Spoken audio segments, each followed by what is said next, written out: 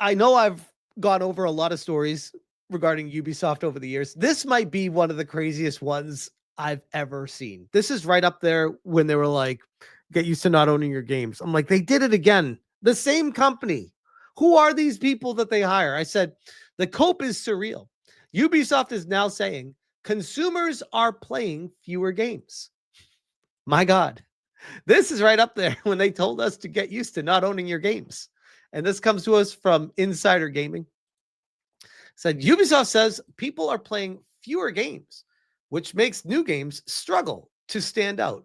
Which, no, that's not it at all. You look across the board, the amount of big releases hitting all-time peak highs right now. I've never seen a more busy year for especially AAA titles as of late. But my goodness, this is some cope here. In a recent filing with Companies House, Ubisoft United Kingdom based arm wrote a lengthy breakdown about the future developments of the firm, which I can already tell you right now, this is someone worried about their job, trying to think of excuses and reasons why their titles are not selling. Oh, it's not me. It's the people buying the games. They're the problem. This somewhat morbid telling of the tale of gaming suggested that a paradigm shift is occurring, one that's skewing the future of new single games in the wake of subscriptions and live service titles. Wasting no time, Ubisoft's representatives directly said that consumers are playing fewer games, and the ones that they do play, they're playing for longer, which means that new single releases are struggling to compete and achieve the sales they may have once had. So this is cope with the Assassin's Creed specifically, and you can even say Star Wars Outlaws when it comes to Ubisoft with their single player games and trying to sell them to people and be like, oh, everyone's playing live service games. That's what it is. That, yeah, the people are the problem. It's not us. When I'm thinking of just my own personal life about the amount of games that I've played between this year alone, never mind previous years, but Expedition 33 and Silksong come to mind right off the bat. Two of the greatest single player experiences I've played in years. And I wish more games were like that. They're incredible. Those just off the top of my head. Right now, I'm playing through RoboCop, having a great time with it. Can't wait to get back to that game. And I'm over here reading this and I'm like, the hell are they talking about? I can't wait for Metroid Prime 4, even after that trailer that really kind of lessened my excitement for it. But still, like, I've been waiting, 8 years for that game? Single player experience. What are they talking about? Where is this coming from? And secondly, even if this were to be believed and true, I would argue, oh, okay, so why are people playing their games and not yours? You're basically admitting that these other companies know their customers better than you. If that's what you're saying. Ubisoft's tale of woe suggests gaming has changed forever. In the report filed in the United Kingdom on November 13th, thanks to RPS for the spot, the dull and meager outlook on the games industry was published for all to see. Ubisoft isn't happy with how trends are unraveling. The traditional full game model of selling a single 50 to 60 pound game to a consumer as a one-time purchase continues to become less ubiquitous, with multi-game subscription services, long-running games as service titles, free-to-play games, and crowd streaming offerings, all providing new and attractive ways for customers to access gaming content. The cope. You are coping. Consumers are playing fewer games, playing them for longer. And as a result, outside of a few notable exceptions, AKA, which this is the best part. This right here is the cope. Outside of a few notable exceptions. Tell me, please, how many people were playing Schedule 1? A small, was that a one-person or two-person development team that made Schedule 1? One guy made the game, one guy did the music. Silksong, Team Cherry. How many people are in that? 5, 6? Like what? Outside a few notable exceptions, you're getting your lunch stolen from you by talented developers making games on their own right now. Many new games are struggling to stand out and achieve the sales they once may have had. Okay, so like games that are partnering with Sweet Baby Inc., that people have caught on to the injecting of ideologies and woke bullshit that they don't want to participate or open their wallet to, or like me and many other people, by the way, that I don't speak for. I just speak for myself when I say this. I did not want to participate in purchasing Ghost of Yotei because I don't want to support and open my wallet up to someone that is, I don't know, an activist, a member of a terrorist organization, a company that hires people that mock the shooting of Charlie Kirk. I just want nothing to do with that company personally. And I feel like there's a lot of people in my shoes where like, there's so many other games to play.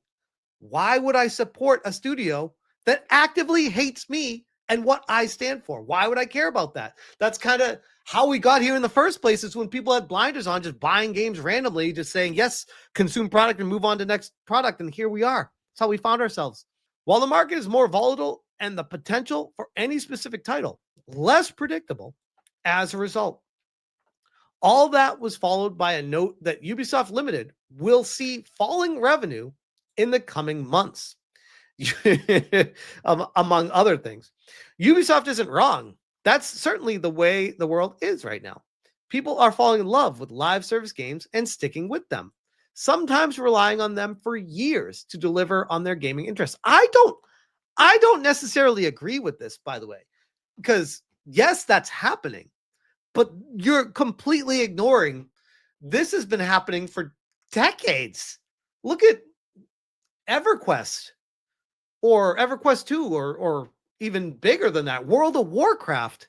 I mean, even Asmongold said like he missed an entire generation, a decade's worth of games because he just played World of Warcraft the whole time. Yes, it's still around now, but it's not impacting the industry like it once did. But this has been going on forever.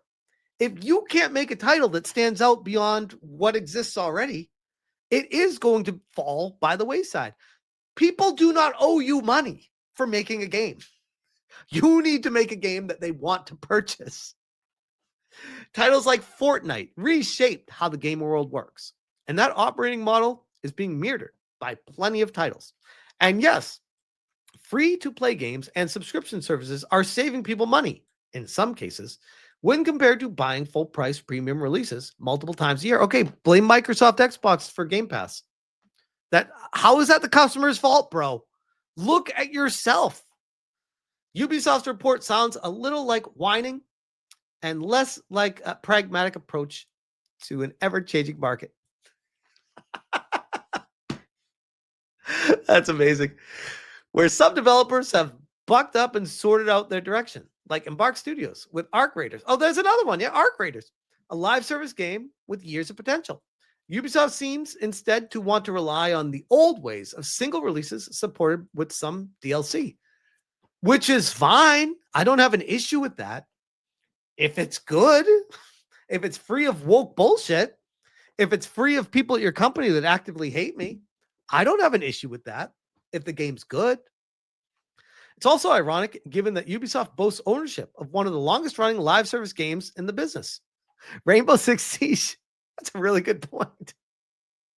What do you think about Ubisoft's statement? Let me know your thoughts on the Inside Gaming Discord server. I will say this is making waves right now. Pirate Nation. Ubisoft UK issues sales warning as gamers' habits change.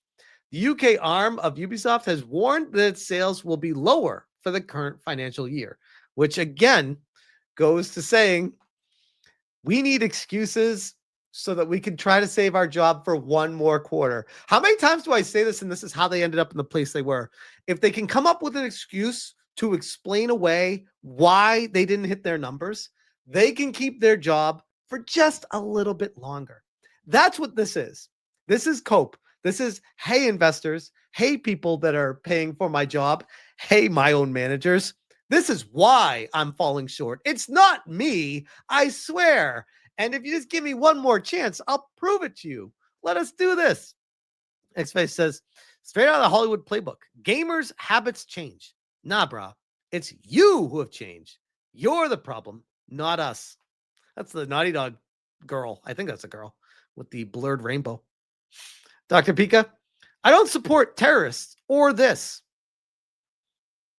Look at all these games. Their publisher must be really based. The publisher. Ayo, while you're all here, trans right, seize the means, free Palestine. How many times do we need to teach you this lesson?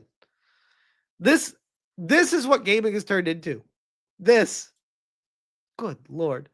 Gamers' habits change. Why is Nintendo unaffected by this supposed habit change? It's a good point. Nintendo doesn't really do live service games. And if they do, they're in very limited capacity. It's very strange. Very strange. And we'll leave it at this. Friend of the channel, Endymion, says, this has been disproven plenty this year alone. It's just that nobody wants to play Ubisoft slop games anymore. Perfectly said. Root says, I'm playing their older games when they were still good. AC1 through Origins, plus Mirage. None other says, I play fewer games because most of them are boring, grindy shit. After 12-hour workday, the last thing I want to do is chores in a game.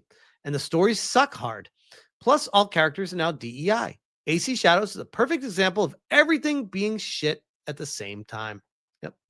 So most people across the board are thinking that this is just Ubisoft coping, which, I mean, let's be honest, it is. But it's just funny to me because at the end of the day, this is just another, you're going to own nothing and be happy from Ubisoft. We'll tell you how it really is, gamer. So just buy our games, or understand if you don't buy them, single player games are going to go away forever. No, they aren't. They're not going anywhere. I think Silksong and Expedition 33 proved that. Kingdom Come Deliverance 2, another one. This year alone, incredible experiences. Donkey Kong Bonanza, single player experiences that are, some will say, the best games in years that they've played. Death Stranding 2. Like, you don't have to have these continuous service games for everyone.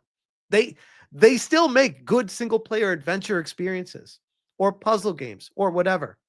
It's fascinating to me how only Ubisoft seems to be the only company that doesn't understand that paradigm. Weird how that works. Makes you wonder what's going to happen next with them. But for now, I'll leave that there.